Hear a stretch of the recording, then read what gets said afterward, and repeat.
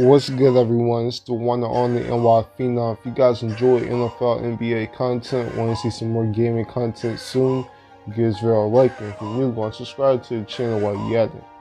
Now, let's get into this video. Listen, can someone tell Sean McVay to run the fucking ball, dude? Yo, I'm watching this game, and yes, I just finished watching this game. I watched it the morning of. For you guys who don't know, I work Thursday night. So I tried to watch the game coming from work late last night, but a nigga was too tired. So what I did was I had to record it, and I just went to sleep, and I watched it early this morning. But I finished watching the game, and look, it was a great game, thriller. Glad to see the Seahawks win. Seahawks 4-1. But this is for Sean McVay. You deserve to lose when you have Jared Goff throwing the ball 50 times again. This guy, Jared Goff, just threw the ball 49 times. And you can say that it was a tight game. So in the fourth quarter, they had to throw the ball, but not really. You have one of the best running backs in the backfield. I don't care what y'all say. This guy was an offensive player of the year in 2017. In 2018, he was looking even better until later that season, right? So, I mean, y'all can say about this arthritis in his knee, but I'm looking at the tape. Todd Gurley looks fine. We see Todd Gurley in the red zone. Todd Gurley is getting busy in the red zone. He had 2 touchdowns. This guy, Todd Gurley, needs to get the ball 20 or 25 times a game. Period. There's no way getting around it. The fact that Jared Goff threw the ball last week 68 times against the Buccaneers. Yeah, Todd Gurley had 5 carries. It's just ridiculous. This week, Jared Goff throws the ball 49 times. Todd Gurley gets 15 carries. It looked good in the beginning of the game. Todd Gurley was getting the ball. They were trying to set up the play action. It was looking good. But Sean McVay he ran from it. He ran from the game plan. So, they're going to have to fix this up. And I'm not sure if I can trust Sean McVay to run the ball. I just don't. He had some good personnels. I like the 22 personnel with Everett and Higbee on the same field. Those 2 tight ends are studs, especially Everett. Gerald Everett, he balled out today or last night. Tyler Higbee, he's a monster. He had 2 straight screen completions for big yardage, so you like to see that. But look, Jared Goff is not the type of quarterback who's just gonna take 3 steps and throw the ball 50 times a game. That's just not his game. That's not what he does. You run the ball with Todd Gurley and you get this fucking play action game going. Point blank, period. But that's my thoughts for the Rams. On to the Seahawks. Seahawks balled out.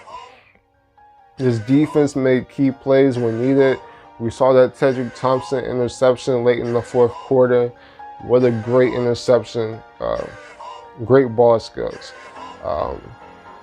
You didn't see that much of Clowney or Zeke Ansah getting to the quarterback. I mean, when Zeke Ansah did go to the quarterback, he went low. You don't want that. But Clowney, in my opinion, he still had a good game. Just because you're not getting sacks doesn't mean you're not productive. I think that gets kind of lost in today's NFL. Quentin Jefferson, Poona Ford, I like what I saw. We know what's good with Bobby Wagner. We know about that. KJ Wright had a good game.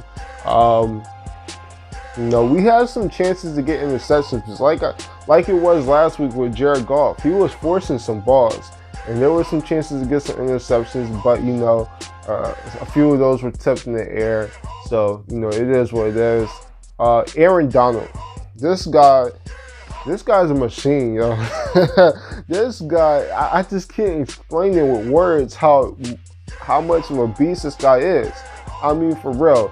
This guy needs to be considered as a top 10 player of all time. Not just the best player in today's game. That's a given. I know some people feel like Patrick Mahomes just because he's a quarterback. But, Aaron Donald, out of every single position, he's the best player in the game, in my opinion. He's a monster. Clay Matthews got to the quarterback a few times. But this guy, Russell Wilson, man. Whew, yo. This guy needs to be considered in the MVP. I don't get why people are not showing this guy any love in the MVP race. To start the season, it was Lamar Jackson, Dak Prescott, Patrick Mahomes is still the leader in the MVP race. But, you know, we got to be talking about Russell Wilson at top 3. If you got Mahomes at 1, cool. But why not Wilson at 2? Okay, you got Khalil Mack at 2, word. Why not have Russell Wilson at 3? So look, Russell Wilson, he's making a case for the MVP contention. He's in the MVP contention right now. You probably still have to give it to Patrick Mahomes at the moment, but Russell Wilson's making a case for sure.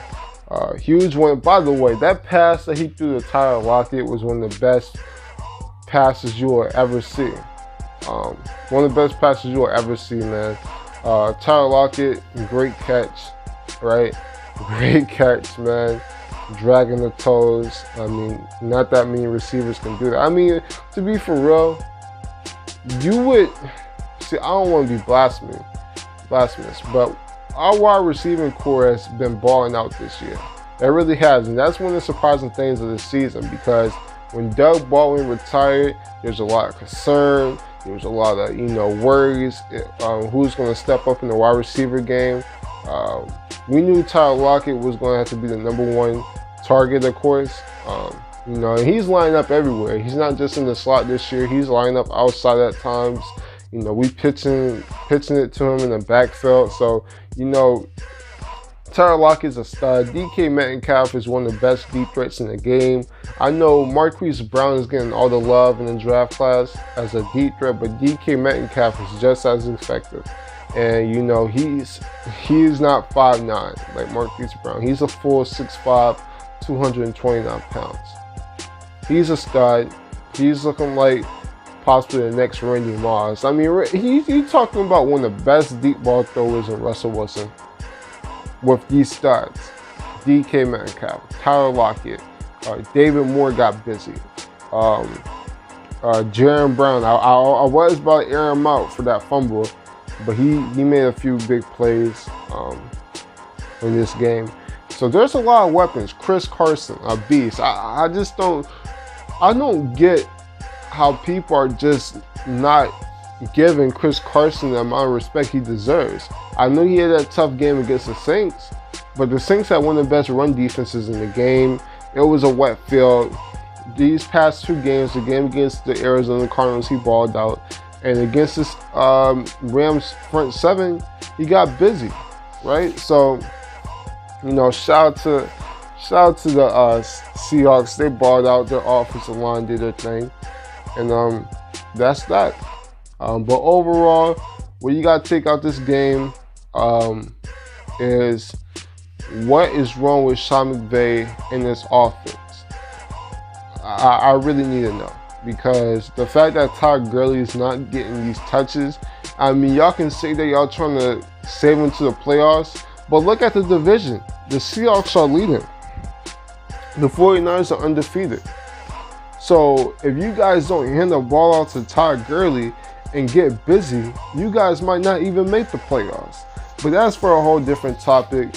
But, overall, shout out to the Seahawks, shout out to the 12th man. Greg Zuerlein, I was shocked to see him miss the field goal. I mean, Greg Zuerlein is one of the best kickers in the game, pretty much automatic. And he blew it this game. But it is what it is. And that's it, that's all. If you guys enjoy NFL NBA content, want to see some more gaming content soon, give this video a like, and if you're new, go and subscribe to the channel while you got it. I'm the Phenomenal One, and I'm out. Deuces.